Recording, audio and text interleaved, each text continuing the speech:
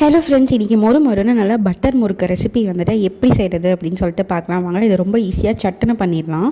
அரிசியை ஊற வச்சுட்டு ஒரு 1/4 மணி நேரம் வந்து ஃபேன் காற்றுல ஆற விட்டுட்டு அரைச்சி எடுத்துக்கோங்க. அதோடு வந்துட்டு பொட்டுக்கடலை இருக்குல்ல, பொட்டுக்கடலையும் இந்த மாதிரி அரைச்சி ஜலிச்சு அரிசி மாவோடு சேர்த்துக்கோங்க. பச்சரிசி தான் வந்து எடுத்திருக்காங்க. அதோடு வந்துட்டு கொஞ்சோண்டு பெருங்காயம், தேவையான அளவு உப்பு, ஒரு 2 டேபிள் ஸ்பூன் எள், அப்புறமா வந்துட்டு 4 டேபிள் ஸ்பூன் பட்டர், இதெல்லாம் சேர்த்து கொஞ்சம் தண்ணி ஊற்றி நல்லா வந்துட்டு பிசைஞ்சிடுங்க, சப்பாத்தி மாவு மாதிரி. அதுக்கப்புறமா ஒரு சட்டி வச்சு அதில் எண்ணெய் ஊற்றி எண்ணெய் வந்துட்டு நல்லா காயட்டும். முறுக்கு பிள்ளையை உரல் வந்து எடுத்துக்கோங்க.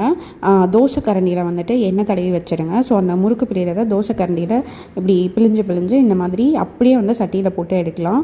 ஸோ சூப்பரான மொறு முறுக்கு இன்ஸ்டண்ட்டாக வந்துட்டு ரெடி ஆயிரும். உடச்சி பார்த்திங்கன்னா தெரியும், அப்படியே மொறுன்னு சாஃப்டாக சூப்பர் டேஸ்ட்டாக வந்துட்டு இருந்தது. ட்ரை பண்ணி பார்த்துட்டு எப்படி இருந்துச்சுன்னு சொல்லுங்கள். ஒரு 1/2 அன் ஹவரில் இது பண்ணிடலாம்.